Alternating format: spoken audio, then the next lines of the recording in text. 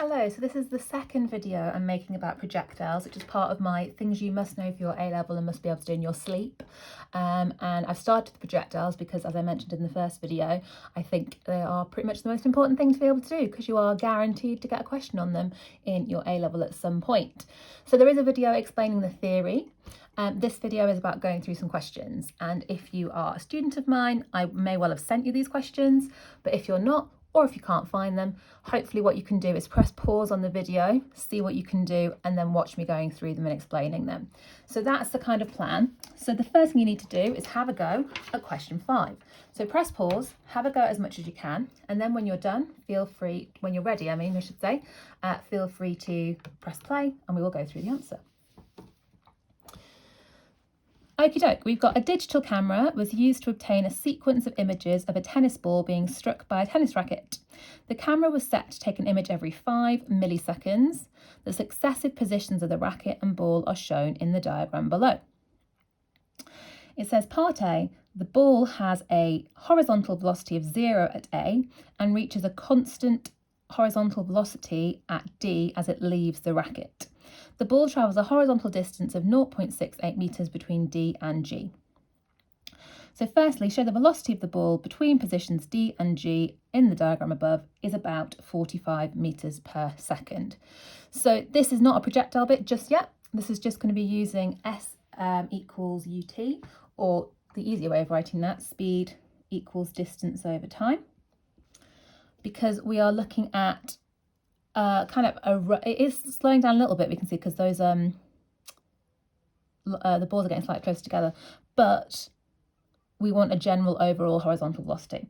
So I'm going to do speed equals distance over time, and the speed that I am looking for, the distance that I'm looking for is that the ball travels 0.68 metres, so 0.68, and then divide that by time. Well, I've got 1, 2, 3 photographs, and each photograph I'm told is 5 milliseconds apart. So I'm going to do 5 times 10 to the minus 3 multiplied by 3. And if I do that as a sum, so 0.68 divided by 3 times 5xp minus 3, I get an answer of 45.3 reoccurring. I'm going to round that because we don't do reoccurring symbols in physics. And this works because it wants to show that it's about 45. As a hint, if it's to show that question, you must always write your answer to at least one more significant figure. Otherwise, you could have just written equals 45 and not actually done the calculation. So now it says calculate the horizontal acceleration of the ball between A and D. So we're told that at A, the ball is stationary. And at D, we know that the ball now has a speed of 45.3 metres per second. So this is a standard SUVAT question. And I always say to my students, if you do a SUVAT question and don't write SUVAT down the side and get the answer wrong, I have no sympathy, because you should always write SUVAT down the side and identify what we know and what we don't know. So S, we know that between A and D, do we know how far it's travelled? No, it doesn't look like we do. So we don't know S.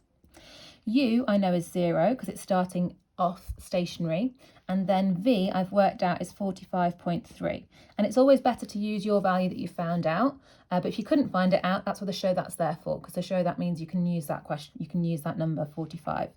The acceleration is what we are looking for, and the time, well, between A and D we've got 1, 2, 3 frames, so this must be another 3 times 5 times 10 to the minus 3, 3 times 5 milliseconds, which is 15 milliseconds. So thinking about the equations that I know for SUVAT, if we just look back here, they're these ones. I've put a question mark next to S. I should put a cross just so I know that it's something that I don't know and I don't really care about. So I need the equation that doesn't have S in, which there's there is a main one, which is V equals U plus AT. So V equals U plus AT means I can write that A equals V minus U divided by T, which is the standard acceleration equation. So A equals 45.3 minus 0 divided by 3 times 5 times 10 to the minus 3. And I've still kept that on my calculator, so it's there. And divide that by 3 and divide by 5 times 10 to the minus 3. and that feels like it's slightly wrong. That is definitely wrong. Let's try that again. 45.3 divided by 3 divided by 5 times 10 to the minus 3. Still going wrong. What have I done wrong here? Oh no, I'm not wrong at all. It's 3020. So I'm going to put my answer there as 3020 meters per second, which is pretty damn fast. That's 3 kilometers per second squared. Righty ho. Now we move on to the projectile section. So we've got here, at D, the ball was projected horizontally from a height of 2.3 meters above level ground. Show that the ball would fall to the ground in about 0.7 seconds. What I'm going to do is draw a diagram of that. So here is my ground, and the ball with the tennis racket was projected horizontally 2.3 meters above the ground. And so the ball would then follow a parabolic path like so. They want me to show that the ball would fall to the ground in about 0.7 seconds. So I'm going to do a bit of a suvat. I'm going to do two actually. I'm going to do vertical first and then horizontal as well. I like to get them both done at the start and then I don't have to worry about them. So this ball's falling vertically downwards. The distance it falls is minus 2.3 meters because, just as a point, by the way, if you've been watching this video, it's this situation we're on now. So we've got minus 2.3 meters. The initial vertical velocity is 0, and we don't know the final vertical velocity, but we do know that the acceleration is 9.81 meters per second squared, and the time, I don't know, but that's what I'm trying to find out. I'm going to do what I know about the horizontal one now. Horizontally, I don't know the distance it travels, but I do know that the initial speed is 45.3 meters. I worked that out over there, meters per second. And I know the acceleration is 0 because it's horizontal, and therefore the final velocity is also 45.3 meters per second. I don't know the time, but I know that these two times are the same. So show the ball would fall to the ground in about 0.7 seconds. It's always better to use the vertical thing here because you haven't got enough information with horizontal. I know you know three things, but these are the same and it's a 0, so it doesn't really help. You want to use this one. So if I want to know time, I want to have an equation that doesn't have v in it. So out of my suvat equations, which are at the top here, the one that doesn't have v in it, most common one to use, is s equals ut plus 1/2 at squared. And what I'm going to do is I'm going to think about which part I can get rid of, and that is ut because u equals 0. So now I can write that 2s over a equals t squared. I've just taken the a underneath and I've taken the 2 up, or that t equals 2s over a square rooted. So let's do that sum. 2 times 2.3 divided by acceleration, which is 9.81. Now, I can put a minus 2.3 in there, and I can put a minus 9.81 there. And then those two minuses cancel out, which is good because I can't do the square root of a minus number. But let's do those numbers there. So 2 times 2.3 divided by 9.81. Don't forget, as I often do, to then square root that answer, and I'm getting equals 0.68 seconds. And once again, I'm writing that to one more significant figure than I've been asked for. Now, if you didn't get the number, it's fine because you can use 0.7 seconds in subsequent questions. But I'm now going to fill that in. So 0.68 seconds, 0.68 seconds. Calculate the horizontal distance the ball will travel after it leaves the racket before hitting the ground. Assume that only gravity acts on the ball as it falls. So now I'm going to look at my horizontal suvat, and I want to look at s because I want the horizontal distance. So I've got s, I've got everything. The one that basically is always used horizontally, it's very rare for it to not be, is s equals ut plus 1/2 at squared, because a is 0, so this entire term disappears. And then I just get s equals ut, which is basically distance equals speed times time, okay, because there's no acceleration.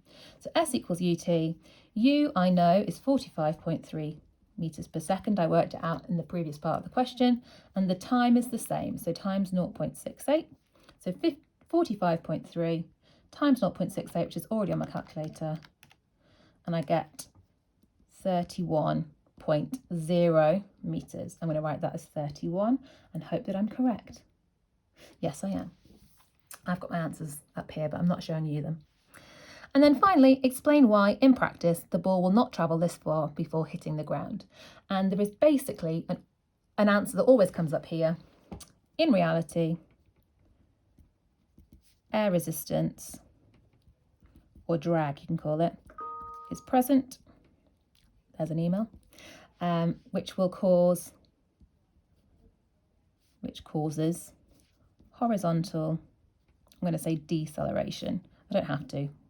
I could just call it acceleration. But I want to show that it slows down. So it's the fact that we've said the acceleration here is 0 to make our life a lot easier, but in reality that's never quite the case. So in reality you would never get quite to 31 meters, it would be a bit less than that. So that's the first question, okay. Here is the next one. So it's question 6 if you're looking at the little pack I've sent you. If you're not, you can press pause now anyway and just use the video. So have a go at this question and then press pause, and then when you're ready to go through it, press play again and I'll be here to go through it.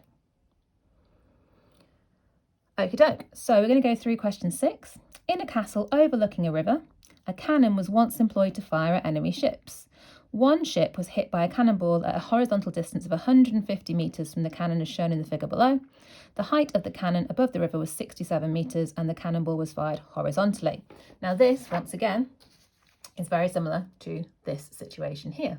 I've even got a cannonball. So the first thing I'm going to do before I even think about anything else is I'm going to do some suvats, and I'm going to do them over here. So vertically down I've got a suvat, and I've learnt from the last page I'm going to give myself more room, and then horizontally I've got a suvat. So vertically downwards, the distance I travel is minus 67 metres, and as standard the initial velocity is 0. The final velocity I don't know, but I know that the acceleration as always is minus 9.81 metres per second squared. I always write the wrong number there.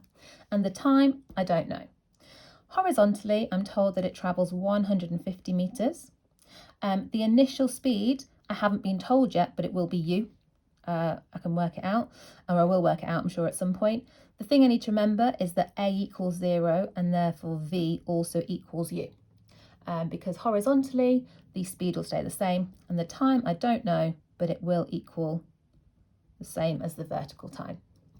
So that's before I even start the question. So now, show the time taken for the cannonball to reach the water surface after being fired from the cannon was 3.7 seconds. Assume air resistance is negligible.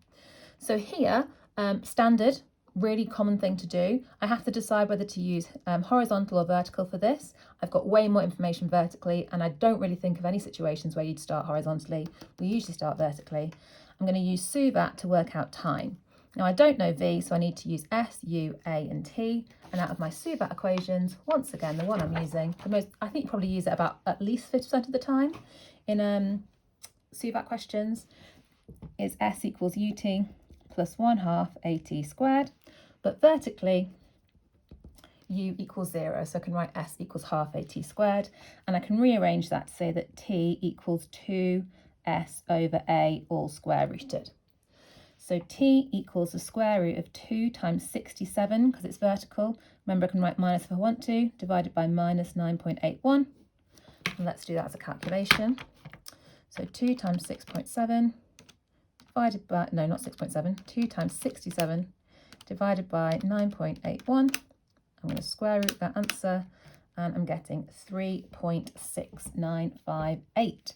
So it's quite hard to do to write this to more significant figures because it will come out, there's lots and lots of, it's going to keep rounding up. So I'm going to write this as 3.70 because it rounds up there.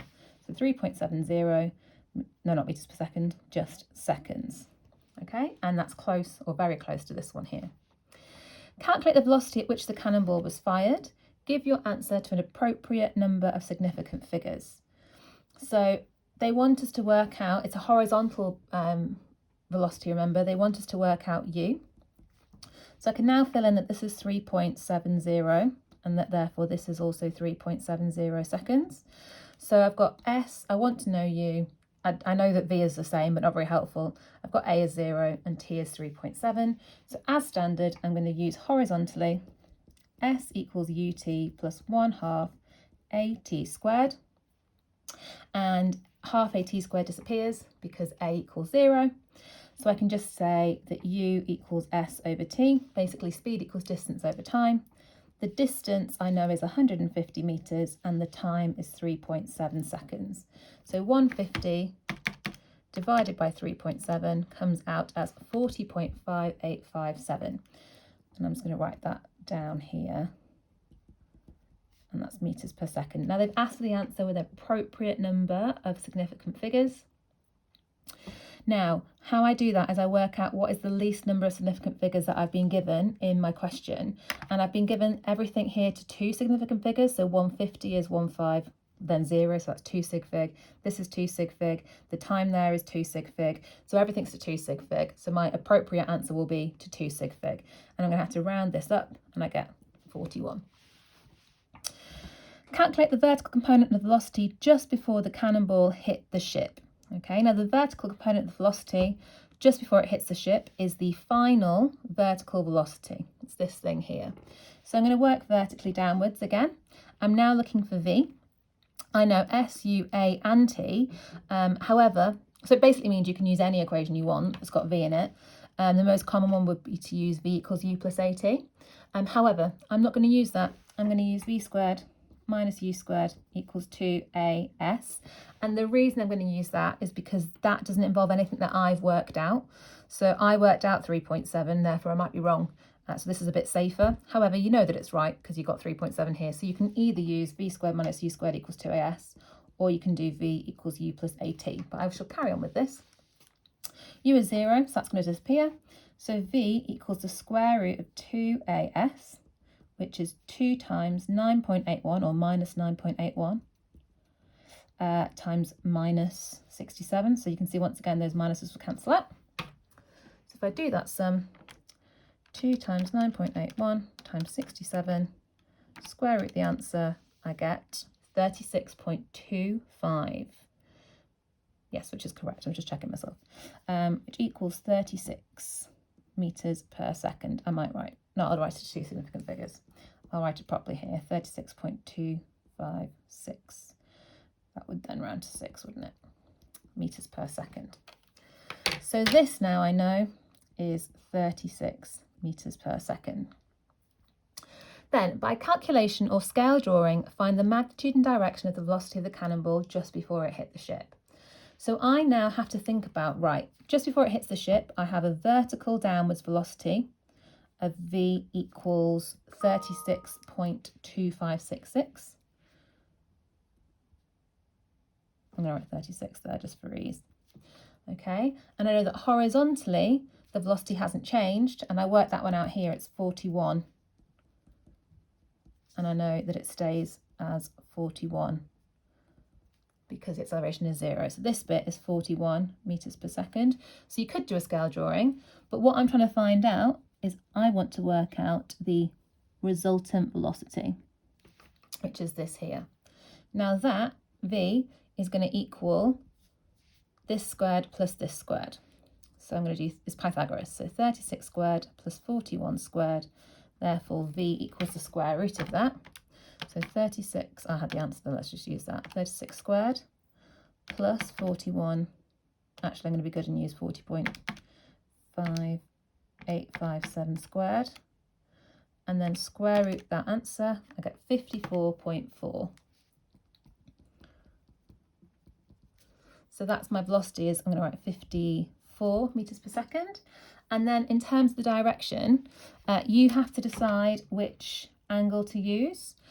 You have to decide whether it's the angle from the horizontal or the angle from the vertical. I generally go for the angle from the horizontal. Now that, this one here is 36. So I've got the opposite here, and this is the adjacent. So I'm going to use tan theta equals op over adj, which equals 36 divided by 41. And therefore theta, so 36 divided by 41 equals that number. I'm going to shift tan the answer, and I get equals 41.3 degrees. And I've shown which one, I've shown here which one I mean, but I'm going to write 41 degrees from horizontal. The rest of this question is not about SUVAT, it's about energy changes, but there's no reason why we can't do it. Physics is physics. So if we want to work out the loss in GPE of the Cannonball, we're going to use the fact that GPE equals mg delta h, change in height. So equals 22 times 9.81, and we care about the change in vertical height, so it's times 67. So 22 times 9.81 times 67. I get a lovely large number. I'm just going to end that. Equals 14 times 10 to the 3 joules, or I could write, if I wanted to do 14 kilojoules, not megajoules. And describe the energy changes that take place from the moment the cannonball leaves the cannon until just before it hits the water. Include the effects of air resistance. Well, we know that because it's falling, GPE is going to convert to kinetic energy. But because it's also said include the effects of air resistance, that kinetic energy is also going to start to be lost due to heat. It's going to be dissipated as heat or thermal energy of surroundings. That's pretty hard to read. Apologies. Okie doke. So another really classic and common question there. Oh look, even more that look exactly the same. So press pause, have a go at question 7 and potentially question 8. Yes, and question 8. And then we'll go through them. So feel free, you can do question 7 first and then press play, because I'll do that one first. Okie doke. So in the diagram below shows the path of a ball thrown horizontally from the top of a tower that's 24 metres, which is surrounded by level ground. Very random, but there we are. Using 2 labelled arrowed, show on the diagram above the direction of the velocity v and the acceleration a of the ball when it's at point P. Okay. Now the acceleration of the ball is always downwards because the only force acting on this is gravity. Therefore, acceleration is 9.81. That's the whole point of projectile motion. The velocity at this point will be in this general direction, v, because although the velocity initially was purely horizontal, we've now added in some vertical velocity because it's accelerating vertically. Right, calculate the time taken when the ball is thrown to when it first hits the ground. Surprise, surprise, assume air resistance is negligible. So I'm going to do some SUVATs. I'm going to do vertically down up here. I'm going to do horizontal. I always just do them both. I find it much easier to just get them out of the way first instead of thinking, oh, which one do I need? Very messily. So vertically, I've got minus 24 metres, 0, don't know, minus 9.81 metres per second squared, and question mark, or question mark for both of those I could write, which is the same as we've been doing for everything else. And horizontally, I don't know how far it's travelled. They haven't told me u yet, so I don't know that, but I do know that v equals u. I know that a equals 0 and that t equals the vertical time. So calculate the time taken when the ball is thrown to when it first hits the ground. Assume air resistance is negligible. Do I use vertical or horizontal? Well, I know a lot more about vertical, so I'm going to use vertical. Once again, I know S, U and A. I don't know T, I don't know V. So I'm going to use S equals UT plus 1/2 AT squared. The UT disappears because U equals 0. Therefore, T once again equals 2S over A, all square rooted. You're seeing a pattern here, same things over and over again, which is 2 times 24 divided by 9.81. I can put a minus in both of those if I want to. 2 times 24 divided by 9.81, square root that answer, and I get 2.21 seconds. Seconds. Which is the correct answer, which is always good to know. So 2.2 seconds there. When the ball hits the ground 27 metres from the base of the tower, calculate the speed at which the ball was thrown. So what I now know, as I can fill in more here, I know that the distance it travels is 27 metres. And I know that this time is 2.21 seconds. So now it wants to know the speed at which the ball was thrown, and it was thrown at a speed of u. So I'm going to write S equals UT plus 1/2 AT squared. But as normal, A is 0 horizontally, so I can write S equals UT, therefore U equals S over T, which equals 27 divided by 2.21, and that comes out as 12.2 metres per second. which is correct. I'm going to write 12 there. So those 3 questions are all very, very, very similar. Question 8 is also going to be very similar. And then questions 9 and 10 might get a little bit more challenging. Not much, but you can see they're all very, very commonly the same. Right, so question 8, if you haven't done it yet, press pause and do it. If you have, I'm going to go through it. So the aeroplane shown in the diagram below is travelling horizontally at 95 metres per second. It has to drop a crate of emergency supplies. The air resistance acting on the crate may be neglected. The crate is released from the aircraft at point P and lands at point Q. Sketch the path followed by the crate between P and Q as seen from the ground. So if you were above the aircraft, you'd just see it fall, but what you'll actually see is this parabolic motion, okay? Explain why the horizontal component of the crate's velocity remains constant while it is moving through the air. Well, why do we keep having V equals U? It's because A equals 0. So I can say because there is no horizontal acceleration. And why is there no horizontal acceleration? Because no forces are acting horizontally. Standard answer. Horizontally. There we go. So part B, to avoid damage to the crate, the maximum vertical component of the crate's velocity on landing should be 32 metres per second. So that the maximum height from which the crate can be dropped is approximately 52 metres. So we are finally getting something a little bit different here. So I'm doing my usual vertical, horizontal, and sue that. I know that right now I don't know what the vertical distance it falls is, but I know that the initial vertical speed is 0, and it says the maximum vertical velocity on landing, which is V, is 32. It would be minus 32 because it's falling down. I know acceleration is minus 9.81 metres per second squared, and the time I don't know. Horizontally, right now I don't know what the distance is, but I do know that the speed will be 95 metres per second, the same as the plane, and V will also be 95 metres per second because acceleration equals 0, and the time will be the same as the vertical time. So to work out the maximum height, I need to work out S. So I've got S that I want, I know U, V and A. So I need to have an equation that doesn't have T in. So excitingly, we're going to use a different equation. V squared minus U squared equals 2AS. And we're going to rearrange that. U squared disappears because U equals 0. Therefore, S equals V squared divided by 2A. V is 32 squared. So, sorry, that looks really weird. It's minus 32 squared, but that's the same as 32 squared, divided by 2 times minus 9.81 technically. So I've got 32 squared divided by 2 divided by 9.81.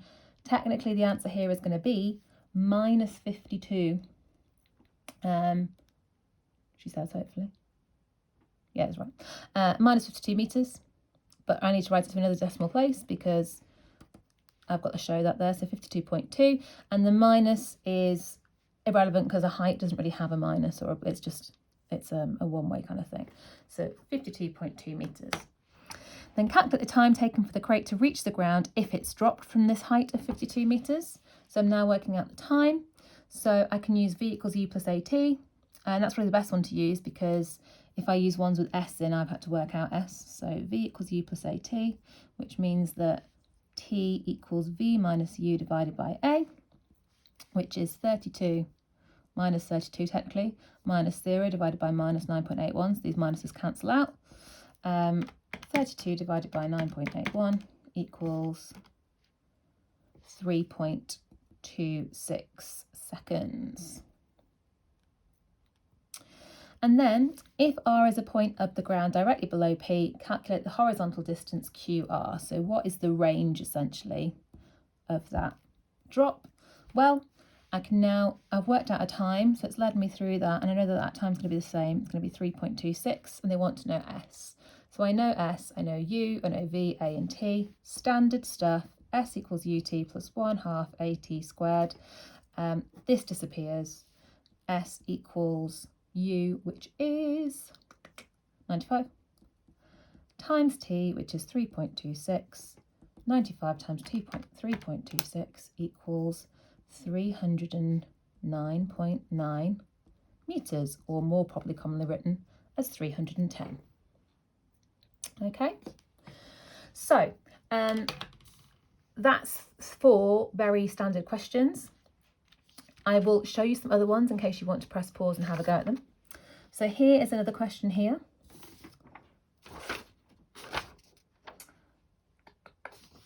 And really annoyingly, I haven't printed out the mark scheme for this one, so I can't just show it to you. That is really annoying. Right, I'm going to have to do it then, aren't I? Okay, so press pause and have a go at that question if you want to. We've got a bit of a GPE and KE in there, and then also some projectiles.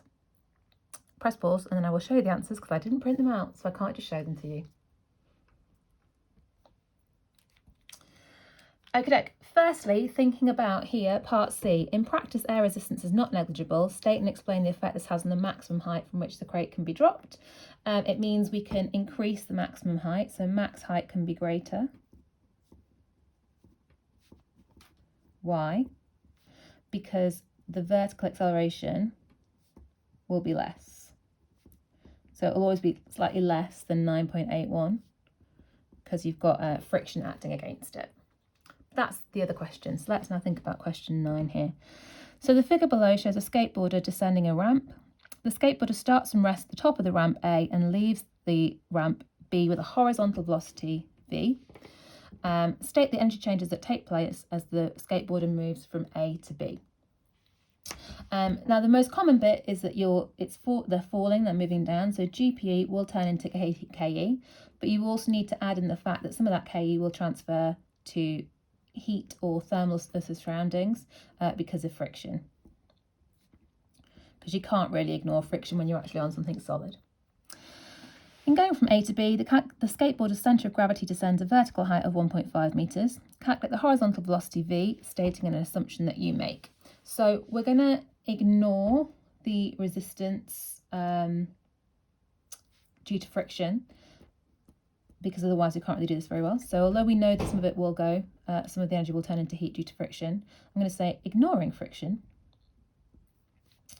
GPE lost equals KE gained.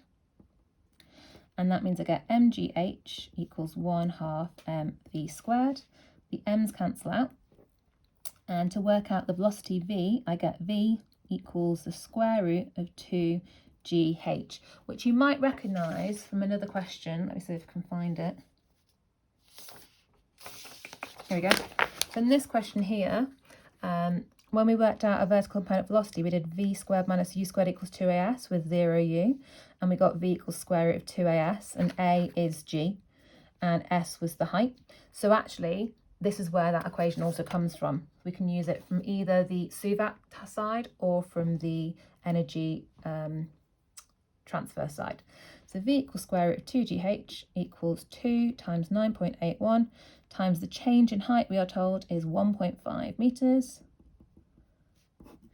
So 2 times 9.81 times 1.5 square rooted equals 5.4. 5.42, let's just keep writing them just in case I need them, meters per second. So there we go. So I've calculated the velocity and my assumption is that I'm ignoring friction. So part C, explain why the acceleration decreases as the skateboarder moves from A to B. Well, if you look at the ramp here, this is a bit of a hard question if you can't tell. The ramp is more vertical at A and less vertical at B. So as the ramp gets less steep, the component of weight acting vertically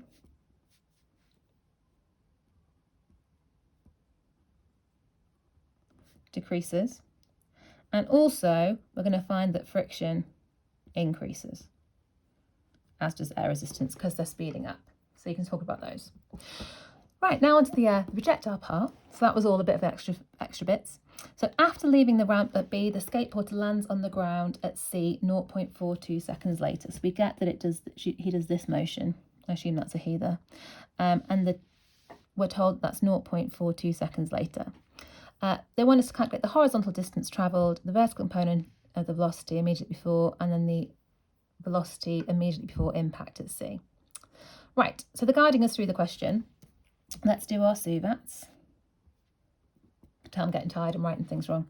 So SUVAT, so vertically they're travelling here 1 metre. The initial velocity is 0, the final velocity we don't know. Acceleration is 9.81 metres per second, and time we don't know. Horizontally, S equals, we're trying to find that out. U equals, we've just worked this out, it's 5.4. And V will also equal 5.4 because acceleration equals 0, and T we don't know, but it equals the same as the vertical downtime. So they want us to work out, oh no, he told us this, sorry. The vertical downtime equals 0.42 seconds, so I can write that on both of those. So they want to know the horizontal distance travelled between B and C, which is S. So working horizontally, I'm going to do S equals UT plus 1/2 AT squared, but half AT squared disappears because A equals 0. So S equals UT, which is 5.4 times 0.42. And that is that he is travelling 2.28 metres horizontally. The vertical component immediately before impact at C means we're looking for V here. So I've got S, U, A and T. I can do whatever I want to work out V. I'm going to say V equals U plus AT, which is 0 plus 9.81 times the time, 0.42. Now this can be minus and you get a minus velocity, which is right because it's falling down, but they don't really care about that. So 9.81 times 0.42. And that is V equals 4.1202, which is a bit too many decimal places. So V equals 4.1 metres per second. And the magnitude of the resultant velocity immediately before impact at C. So just before C, vertically they're travelling at 4.1 metres per second. Horizontally, we know they're still travelling at 5.4, this is not to scale, metres per second. And therefore, the overall velocity, we can say that V equals the square root, we can use Pythagoras, of 4.1 squared plus 5.4 squared. So 4.1 squared plus 5.4249, let's use all the numbers that we can to be good. Square root that answer, and I get 6.81 metres per second. They've only asked for the magnitude, but I could work out the angle if I wanted to.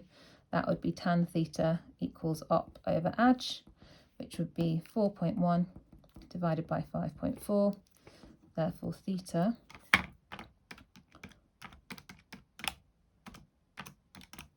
would be 37 degrees from the horizontal, if they did ask for that. So there's a lot of questions. That was 40 minutes plus 20 minutes of that projectile thing before. So hopefully that was useful. I'm going to try and do these for some other topics. I will try and find some more projectile questions, and I want to try and find some. I didn't realise that I did them that are this type. So this video is more about the Cannonball type projectile question. I will find some questions to do with that one and make a video for that too. Hopefully not 38 minutes long. Thanks very much.